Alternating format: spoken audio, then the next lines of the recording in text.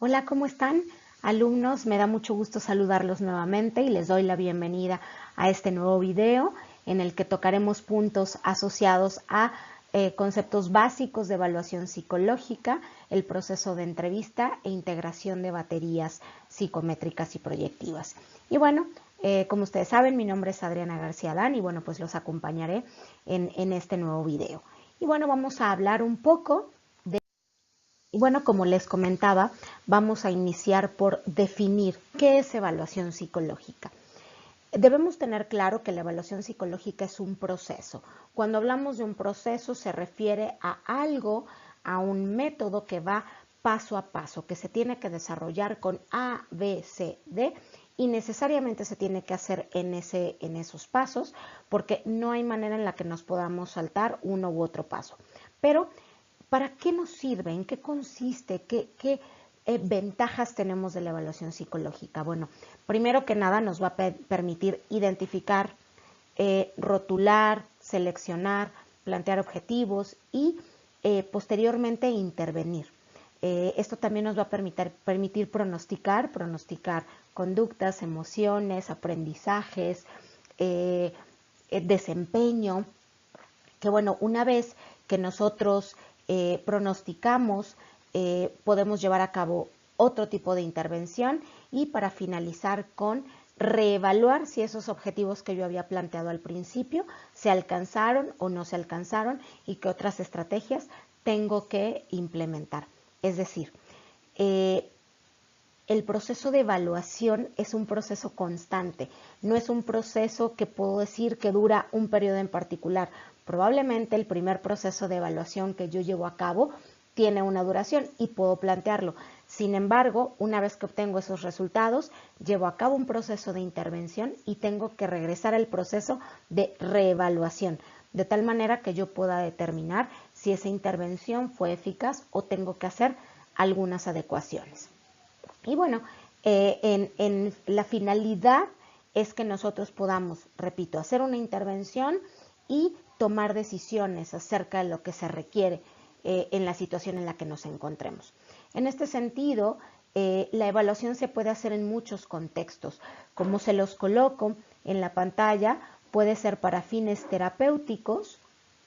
Cuando nos referimos a fines terapéuticos es un paciente llega a nuestro consultorio, nos da un motivo de consulta, yo tengo que como primer punto llevar a cabo una entrevista que ya es parte del proceso de evaluación y más adelante lo vamos a platicar y tengo que integrar los instrumentos que me van a permitir tener una visión mucho más amplia de qué características tiene ese paciente y a dónde lo tengo que llevar, qué es lo que necesita ese paciente y más que yo llevar, qué acompañamiento tengo que hacer, qué estrategias de intervención tengo que implementar con ese paciente.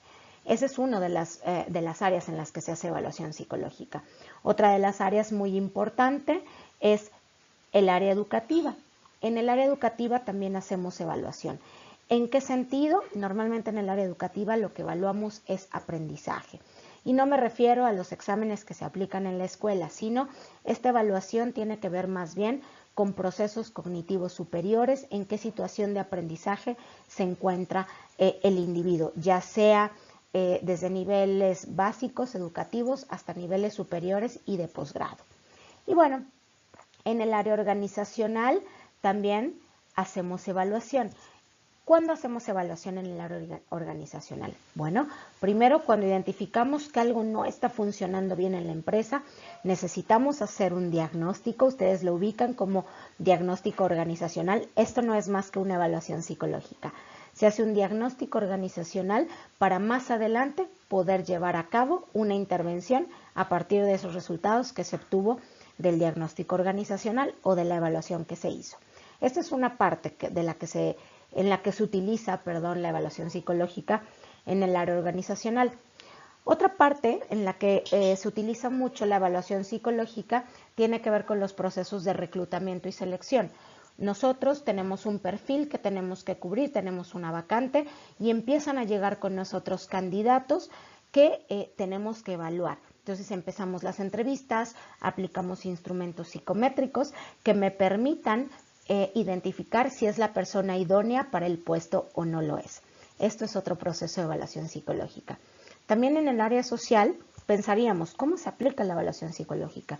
Bueno, a nivel gubernamental, cuando se implementan programas de apoyo social o de atención a grupos vulnerables, por ejemplo, niños en situación de calle o pobreza extrema o atención a la diversidad, primero se identifican las características y las necesidades que tiene esta población para posteriormente poder desarrollar una intervención eficaz que impacte realmente en el desarrollo de estos grupos que se identifican en muchas ocasiones como vulnerables. Entonces, si nos damos cuenta, el proceso de evaluación es muy completo e impacta en muchas áreas de nuestro quehacer psicológico.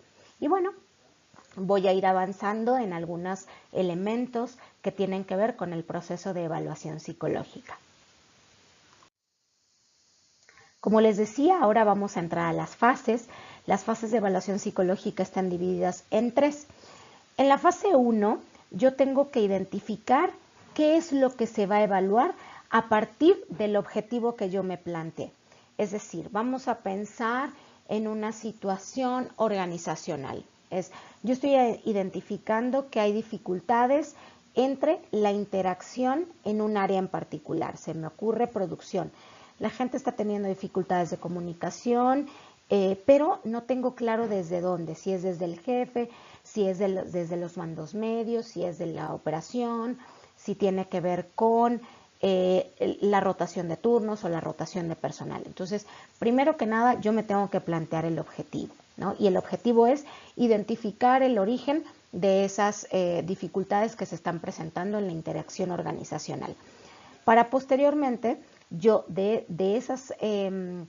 ese objetivo que yo me planteé, pueda saltar a la fase 2, que tiene que ver con las técnicas confiables y válidas para poder evaluar estas situaciones que están generando conflicto o estos atributos que yo identifiqué en los objetivos.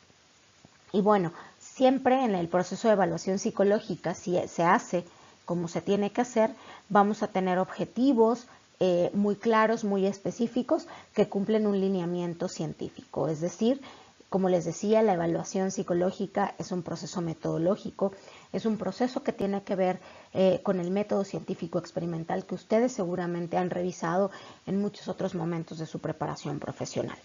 Y bueno, una vez que identificamos esto, pasamos a la fase 3 de la evaluación psicológica, que tiene que ver con, en un primer punto, describir la conducta humana. Es decir, en este ejemplo que yo ponía de las dificultades organizacionales, yo describo a través de la evaluación exactamente qué conductas son las que se están presentando que me indican que hay un conflicto, ¿no?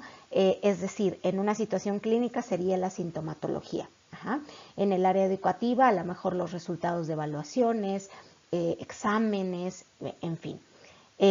También tengo la posibilidad en esta fase 3 de identificar la nosología. ¿Qué es nosología? Es ubicar en ciertos parámetros, en clasificar la información que yo tengo. Es decir, regreso a este ejemplo de comunicación organizacional. Se identifica que estas dificultades de comunicación están asociadas a la rotación del personal y no se identifica ningún otro factor. Entonces, esa es la nosología, de dónde viene y dónde puedo ubicar esa característica. Como otro punto, tengo la posibilidad de comprender con detalle cuál es la situación que se está dando, ¿no? Y como les decía, asociado a qué. Y bueno, tenemos la capacidad de hacer un análisis muy específico de esa información, porque además se hizo utilizando instrumentos confiables y válidos, como se los decía. Más adelante vamos a explicar a qué nos referimos con confiables y válidos. Esto me va a permitir dar una explicación muy clara a quien lo tenga que presentar de qué es lo que está sucediendo. Se me ocurre, cualquier intervención en una empresa, ustedes lo saben, requiere de un presupuesto monetario. Entonces, si yo no soy capaz de explicar claramente qué es lo que está sucediendo, ¿cómo voy a poder solicitar un presupuesto para llevar a cabo la intervención? Entonces, necesariamente debo tener claro qué es lo que sucedió, poderlo explicar para entonces poder tener ese recurso. Lo cual, una vez que se hace, tengo la posibilidad de hacer una predicción. ¿Qué es esto? Ok, yo ya obtuve digamos, el diagnóstico, qué es lo que sucede, de dónde viene, y puedo predecir hacia dónde va en un sentido positivo y negativo. Es decir, yo puedo justificar para obtener ese presupuesto. Si no se hace esta intervención, lo que va a suceder es que este problema de comunicación se va a agravar y entonces tenemos el riesgo de que el área de producción incluso se detenga, porque la gente se va, no quiere trabajar con sus compañeros porque se llevan mal, etc. Y entonces, una vez que yo hago esta predicción, tengo la posibilidad de diseñar con claridad una intervención. Si yo no llevo a cabo los procesos anteriores, a mí se me ocurriría, bueno, voy a hacer una intervención con respecto a, no sé, trabajo en equipo. Y resulta que el trabajo en equipo no me funciona. ¿Por qué? Porque no identifiqué claramente las variables en las que se tenía que intervenir. Entonces, necesariamente requiero, como les decía, todos los procesos anteriores para llegar a este proceso de intervención. Y bueno, como les decía, para poder seleccionar los instrumentos correctos, necesariamente tengo que considerar dos conceptos fundamentales que seguramente también se les harán conocidos de otros momentos de su desarrollo profesional, que tiene que ver con la confiabilidad y con la validez. Vamos a leerlo. Confiabilidad se refiere al grado de precisión o exactitud de la medida, en el sentido en el que si aplicamos repetidamente el instrumento al mismo sujeto u objeto, produce iguales resultados. ¿Qué significa esto? Que si yo tengo un instrumento, yo elegí determinado instrumento, independientemente de las veces que lo aplique, siempre y cuando lo haga de la misma manera y con sujetos con características similares, voy a obtener el mismo resultado. Es decir, a eso se refiere la confiabilidad. Por otro lado, tengo el concepto de validez, que se refiere al grado en el que el instrumento mide la variable que dice que mide. Es decir, si yo, en el caso del área organizacional que les ponía hace un momento, estoy evaluando comunicación, entonces es válido ese instrumento cuando, una vez que yo hago el análisis de los reactivos que se desarrollaron, efectivamente están asociados directamente a las características que el proceso de comunicación nos indica. La interlocución, el lenguaje, el contenido verbal, la fluidez, etc. Entonces, aquí les voy a poner otro ejemplo que tiene que ver con una escala de inteligencia, ¿no? Que nos arroja un coeficiente intelectual y determinados puntajes. La confiabilidad se referiría a todas las veces que se apliquen mismas condiciones y con sujetos similares, siempre nos dará un mismo resultado, es decir, un resultado que entre en las escalas de coeficiente intelectual que nos indica la prueba.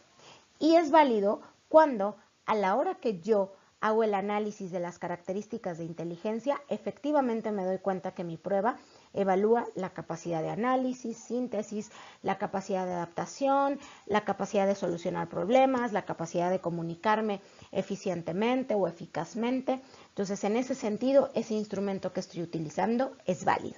Entonces, en conclusión, para nosotros poder seleccionar un instrumento como parte de nuestro proceso de evaluación, necesariamente tiene que ser confiable y válido. Es decir, no puedo utilizar un instrumento que de repente se me ocurrió y hacer los reactivos de forma aleatoria sin tener claro que realmente me vayan a dar los resultados que yo busco. Entonces hay que ser muy cuidadosos en este sentido. Y bueno, ahora vamos a entrar, yo sé, a una parte que les gusta mucho, que siempre es muy atractiva para nosotros los psicólogos y que han revisado a lo largo de toda su formación. Entonces, vamos a hablar de los tipos de pruebas. Nosotros tenemos dos grandes tipos de pruebas. Las primeras son aquellas pruebas que les llamamos objetivas. Estas pruebas objetivas nos proporcionan, tablas y medidas de comparación de la ejecución en los sujetos y nos permiten interpretar. Es decir, dentro de la prueba de mi manual vienen tablas específicas donde yo voy a poder calificar esos resultados que obtuve de una prueba que le apliqué a un sujeto. Se me ocurre, estoy aplicando yo un MMPI, que por aquí lo vemos, se los voy a marcar, el MMPI que ustedes ya revisaron, que es un inventario de personalidad y que en algún otro video vamos a ver con mayor detalle. Y resulta que en las escalas, a la hora que yo lo evalúo, se me ocurre, es un ejemplo, 30 respuestas de sí, porque recordemos, más bien de verdadero, porque recordemos que en esta prueba tenemos respuestas de verdadero y falso. Entonces, verdadero me da 25 en el área de, no sé, se me ocurre, tendencias suicidas, por poner un ejemplo. Yo me voy a la tabla y me indica que 30 respuestas de verdadero están asociadas con un puntaje por arriba del promedio, entonces ese paciente está en riesgo. Ajá. Pero hay una tabla específica. Se hizo todo un proceso de estandarización para poder implementar esa prueba. En este sentido, algunas de estas pruebas objetivas, como les decía, tenemos al MMPI, pero también tenemos las escalas Wechsler, en ellas se encuentra el WIS-4 o el WISE o el WIPSI, que insisto, también revisaremos más adelante. Y también puedo encontrar como otro ejemplo el método de evaluación de la percepción visual de Frostig, DTVP, esas es las siglas, o Frostig como mejor se conoce, que aquí lo tenemos. Y bueno, tenemos un 16PF, un Beta, un Raven, que al menos de nombre ustedes seguramente ubican. Y bueno, este es, como les decía, uno de los tipos de pruebas. El segundo tipo tiene que ver con pruebas subjetivas o proyectivas, así se les llama. A estas pruebas requieren de la interpretación a través del evaluador, es decir, la interpretación está sujeta a el juicio que el evaluador pueda hacer sobre esa prueba y están basados, su sustento es en una teoría en particular, por ejemplo, cognitivo-conductual, psicoanálisis, etcétera, ¿no? Las corrientes psicológicas que ustedes ubican. Y si hay lineamientos de interpretación, si hay manuales, igual que en las objetivas, la diferencia es que aquí necesariamente el evaluador tiene que integrar tanto esos lineamientos que vienen en el manual como el juicio que él hace sobre ese paciente o ese sujeto que está evaluando, ¿no? Puede ser incluso no solo en el área clínica, puede ser en el área de reclutamiento y selección, en el área educativa, etc. Y bueno, algunos ejemplos de estas pruebas subjetivas o proyectivas son el test de Rorschach o de las manchas, también como se le conoce, el test de familia o el HTP, que es, ustedes lo ubican este test como House Tree Person, ¿no? Persona, árbol y casa, ¿no? Que es como también en español lo ubicamos, pero bueno, siempre se ubica más bien por las siglas HTP. Y bueno, estos son algunos ejemplos de estas pruebas proyectivas o subjetivas. Tenemos el TAT, el CAT, y bueno, en el caso de estas pruebas tienen un sustento psicodinámico. Y repito, el que sean objetivas o subjetivas no significa, hago una corrección, el que sean subjetivas no significa que no son pruebas que se deban usar o que sean válidas, sino hay que tener claro en qué momento requiere una prueba objetiva y en qué momento requiere una prueba subjetiva o proyectiva, qué es lo que necesito. Y regresamos al primer punto de las fases de la evaluación psicológica, ¿recuerdan? Que tiene que ver con el planteamiento de objetivos, qué es lo que necesito obtener, qué información me va a servir, y en este sentido es que yo tengo que hacer una selección de cualquiera de las dos o integrar una batería que tenga pruebas de ambas áreas, tanto objetivas como subjetivas.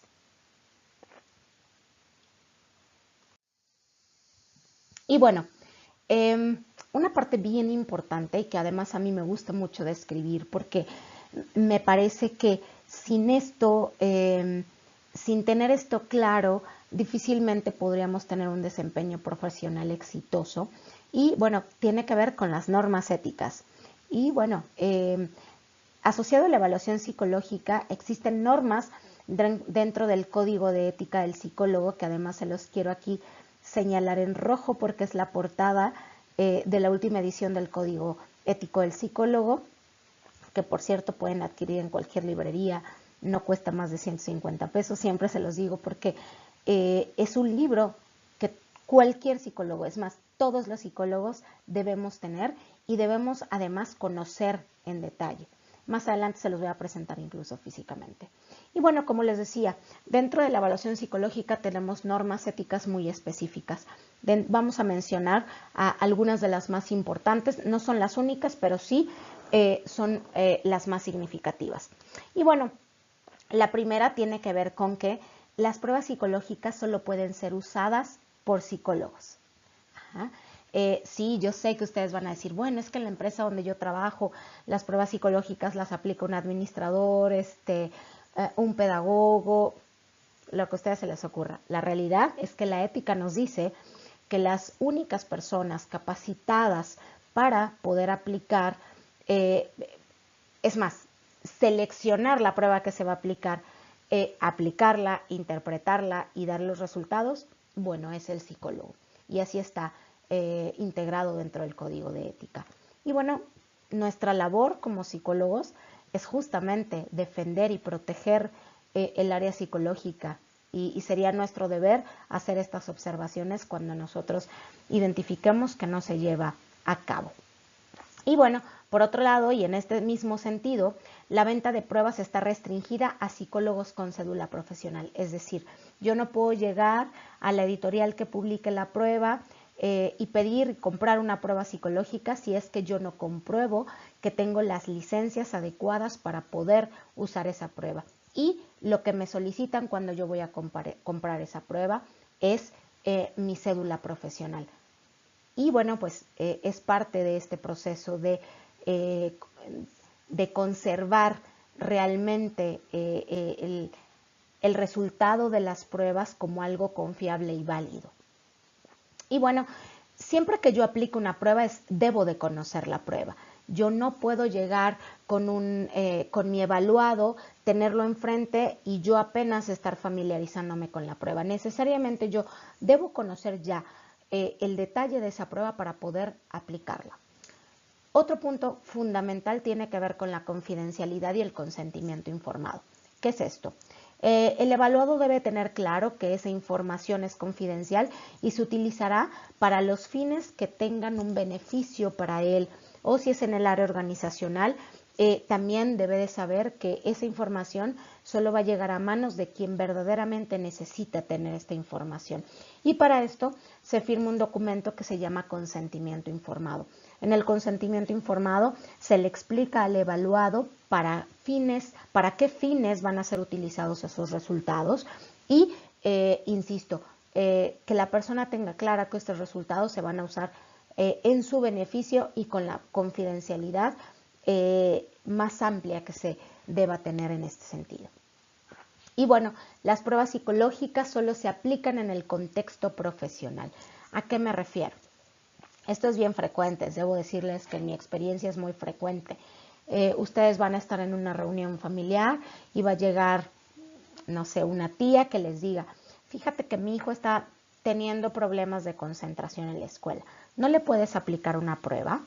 ¿Y cuál es nuestra respuesta? ¿Cuál tiene que ser nuestra respuesta según el código ético? Es definitivamente ustedes no pueden aplicar esa prueba. ¿Por qué? Uno, porque ustedes saben que nosotros no trabajamos con familiares, conocidos, amigos. Y dos, porque solamente se puede utilizar en el contexto profesional. Lo que yo puedo hacer en este sentido es decirle a esa tía, mira, te puedo referir a un compañero que puede evaluarlo, ¿no?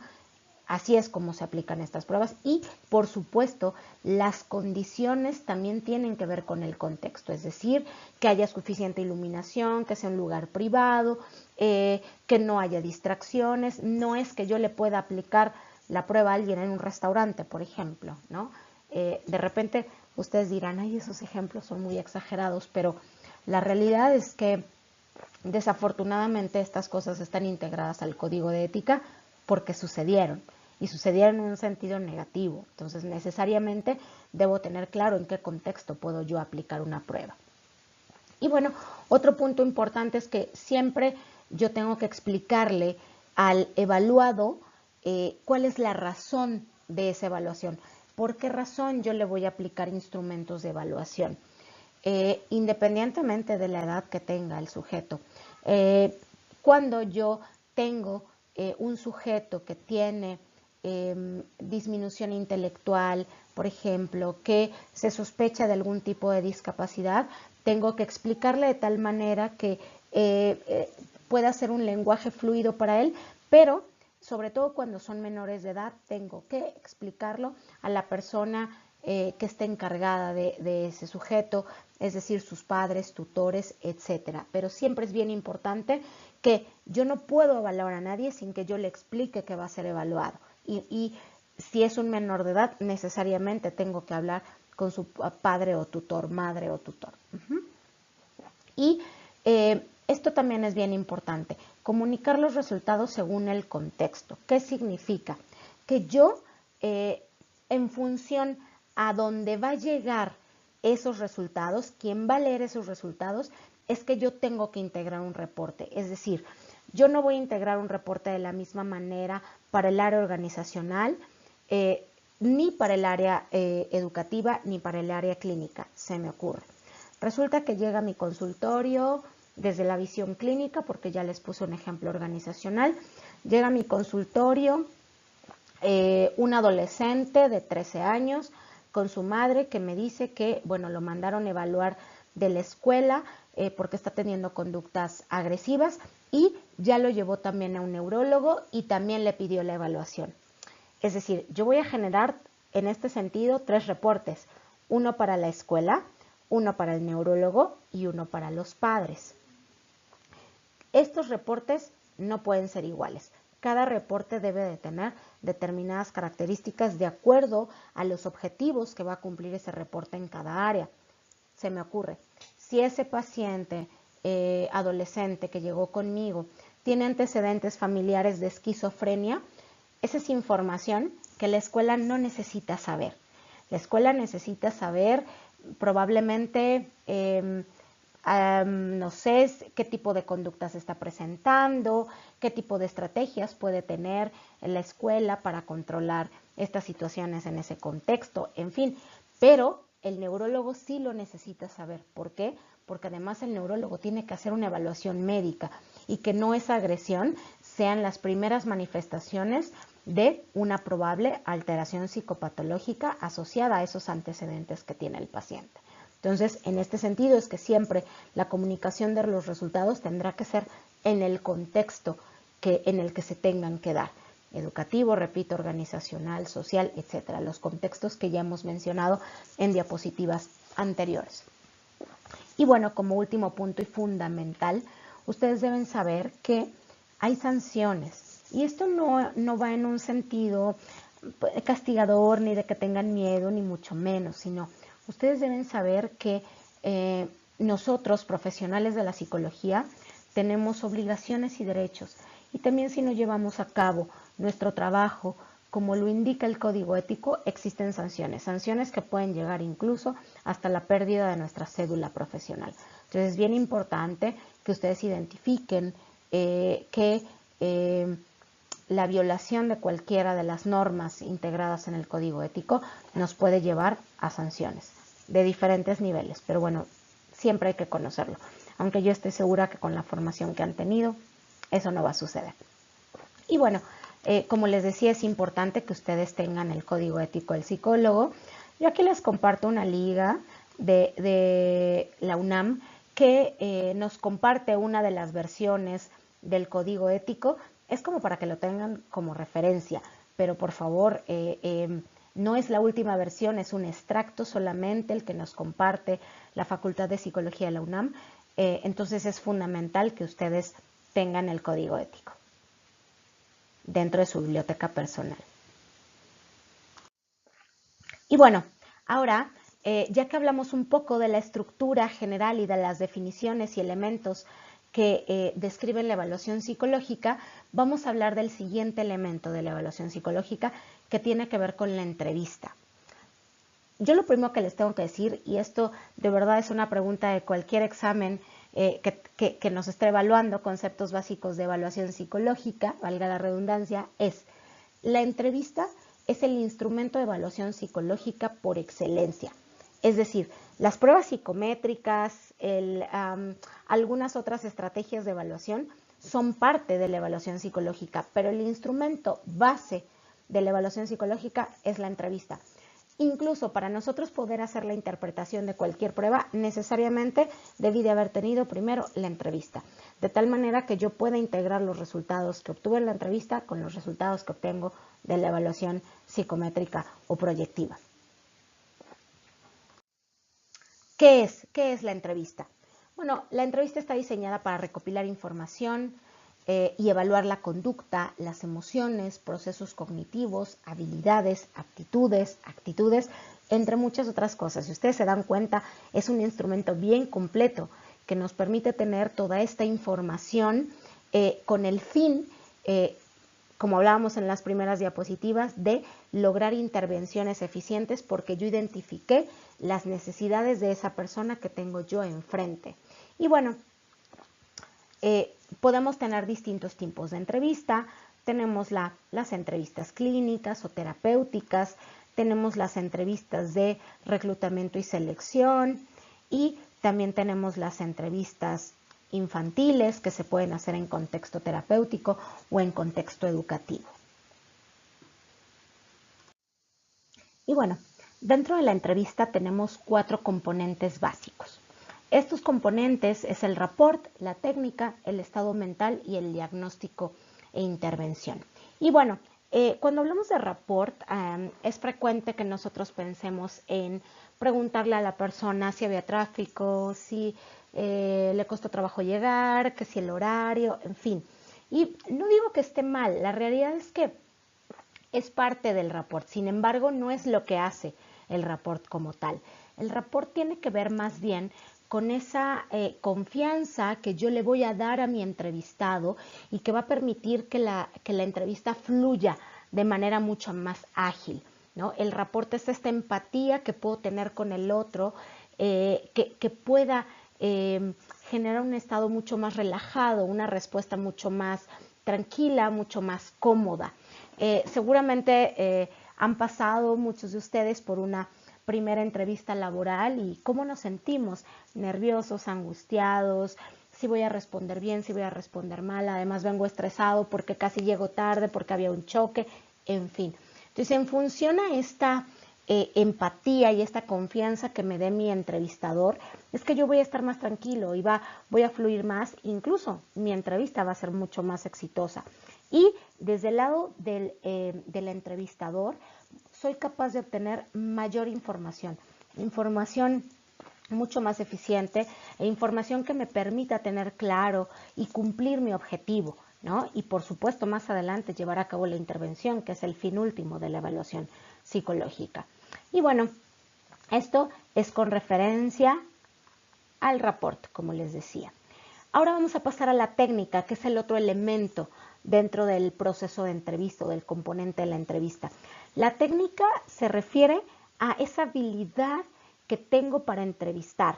Además de integrarla con un conocimiento técnico, es qué características va a tener esa entrevista. ¿Es una entrevista abierta, una entrevista cerrada?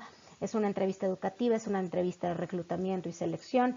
¿Es una entrevista psicopatológica? ¿Es una entrevista de tipo social? En fin, esto tiene que ver con la técnica, que es otro elemento bien importante dentro del proceso de entrevista. Y bueno, después tengo el estado mental, que es el otro elemento que yo tengo por aquí. Vamos a señalarlo. De repente cuando hablamos de estado mental, pensaríamos o lo asociaríamos, perdón, con un concepto completamente clínico y la realidad es que no es así. El estado mental se refiere a todas esas características de comunicación, de análisis, de síntesis que puede tener un individuo. Es un análisis de procesos cognitivos, de procesos mentales superiores, de respuesta emocional también. Es decir, si estoy en una entrevista de reclutamiento de selección, tengo que evaluar cómo maneja el estrés el individuo, la capacidad de trabajar en equipo, la capacidad comunicativa, si es en un área clínica, el control de impulsos, cómo manifiesta su felicidad, cómo manifiesta la tristeza, cómo manifiesta el enojo. Eso es lo que hace el examen mental, este estudio tan profundo que se hace como parte de un elemento básico de la entrevista. Y bueno, el fin último tiene que ver con el diagnóstico y la intervención. La entrevista me va a permitir tener una impresión diagnóstica, es decir, una pre-identificación del diagnóstico propiamente, es decir, puedo identificar las características específicas del individuo que estoy entrevistando para poder realizar un perfil, para poder ubicarlo en un puesto, para poder hacer una intervención terapéutica o para ubicarlo incluso dentro de una patología en particular. Y dentro de este proceso diagnóstico necesariamente llevar a cabo pues la intervención, ¿no? Esta intervención que se hace a partir de lo que se identificó y que en medida en que se haya identificado correctamente, mi intervención va a ser eficaz. Y bueno, aquí yo les dejo una liga, les comparto una liga que estoy segura les va a ayudar mucho, que habla como muy a detalle de lo que es la entrevista psicológica. Es teórica, coloca algunos ejemplos, entonces este documento les va a ser de mucha utilidad para complementar esta información.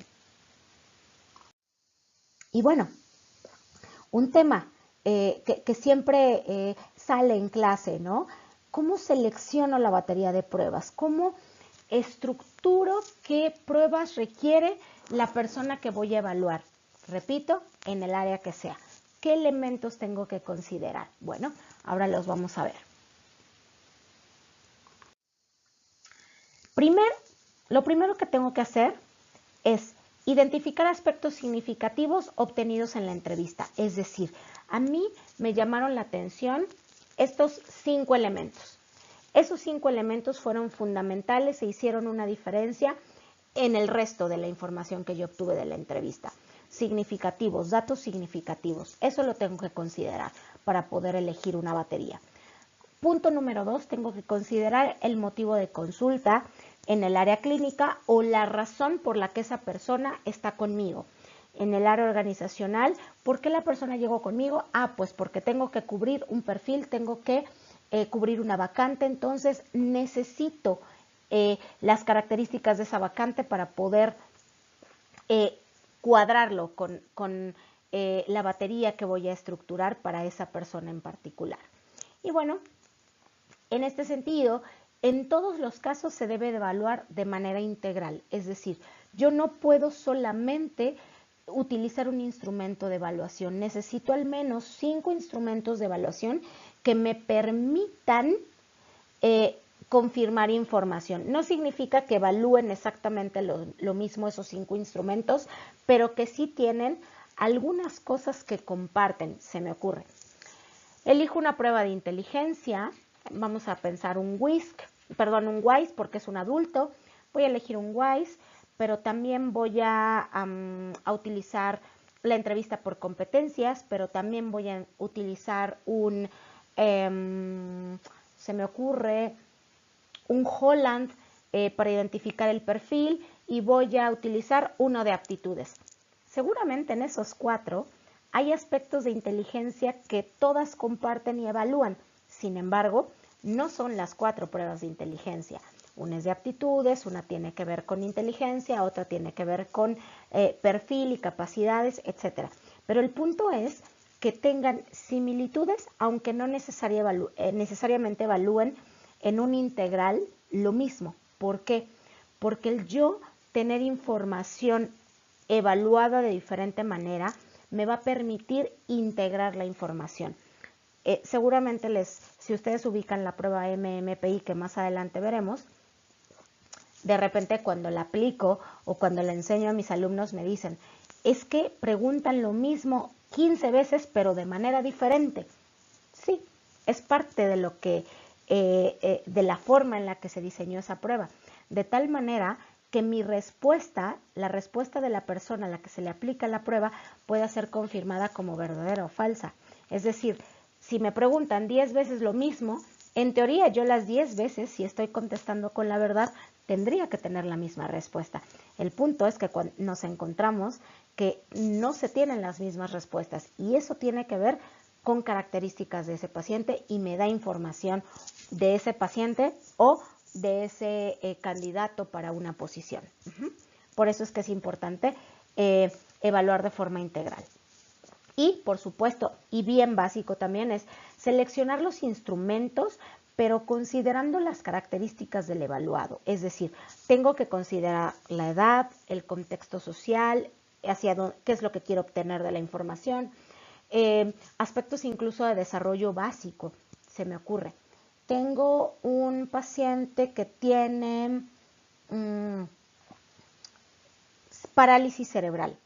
¿Realmente puedo aplicar las mismas pruebas a una persona con parálisis cerebral que a una persona que no tiene parálisis cerebral?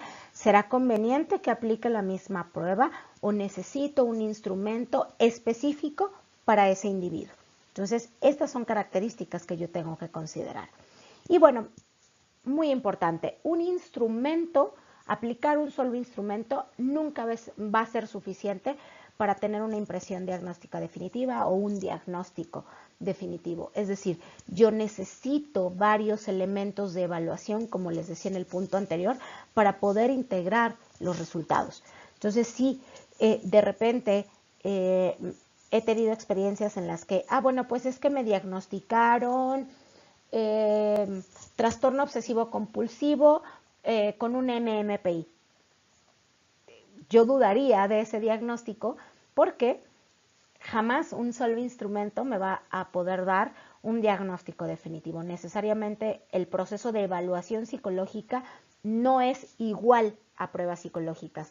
El proceso de evaluación psicológica para poder tener un resultado claro es una serie de instrumentos de evaluación, usar una serie de instrumentos de evaluación. Uno de ellos podría ser el MMPI, más la entrevista, más pruebas proyectivas, más el seguimiento en sesión con ese paciente. En fin, es importante que consideren estas estrategias, por favor.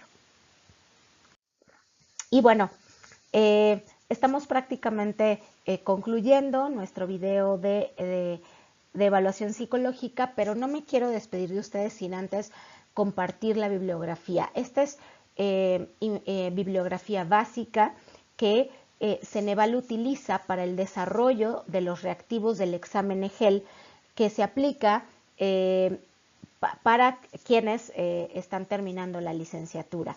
Entonces, yo entiendo, es bien difícil tener toda la bibliografía, pero sí hay libros que debemos de tener en nuestra biblioteca como básicos, como se los decía hace un ratito, con el código ético del psicólogo. Entonces, bueno, pues yo se los quiero presentar, algunos de los que tenemos aquí, que es el de evaluación psicológica. Se los voy a ir presentando en el orden en el que aparecen en la bibliografía: historia, fundamentos teórico-conceptuales y psicometría. Es de Editorial Manual Moderno. Y bueno, pues será importante que ustedes lo tengan ahí en cuenta. E insisto, evaluación psicológica desde distintas perspectivas, desde donde ustedes lo necesiten: educativa, clínica, organizacional, social, etc. Y bueno, les muestro otro que tiene que ver con claves para la elaboración de informes de evaluación. Este es un libro que utilizaremos mucho en otro video, que tiene que ver con ya la estructura de los reportes y la devolución de resultados. Aquí lo tenemos, a ver, creo que aquí va. Y bueno, tenemos el breviario, la adaptación del DSM-5, que también utilizamos para llevar a cabo procesos de diagnóstico a través de la evaluación psicológica. Aquí lo tenemos, que es de Morrison, 2004, y también de Manual Moderno. El anterior no les dije, es de TEA Ediciones. Este es de, ahí se alcanza a ver, TEA Ediciones. También tenemos de psicopatología, ahorita se los muestro, este no lo había sacado. Este también es otro libro como parte de la bibliografía básica de Ceneval para desarrollar el examen EGEL en aspectos tanto de evaluación psicológica como de intervención. También tenemos algunos sobre teoría y técnica de la entrevista. En este caso es la entrevista psicodinámica, pero el documento que yo les coloco en otra diapositiva como complemento integra todos los aspectos de la entrevista psicológica, no solo la psicodinámica. Esta es una de tantas entrevistas que se pueden aplicar. Y, por supuesto, el Código Ético del Psicólogo, que es de Editorial Trillas. ¿Sí? Este que yo tengo físico es la penúltima edición. Para mí fue más fácil adquirir la última edición en formato digital, pero bueno, pues esa por derechos de autor no la puedo compartir, pero les digo, es muy barato y pueden adquirirlo. Y bueno, esto fue todo en el video de hoy. Me da muchísimo gusto encontrarme con ustedes y espero que estos videos sean de gran utilidad para su desarrollo profesional, para el examen que vayan a hacer. Y bueno, pues agradezco muchísimo su atención. Nuevamente les digo mi nombre, soy la psicóloga Adriana García Adán y bueno, pues estoy para lo que ustedes necesiten. Muchas gracias.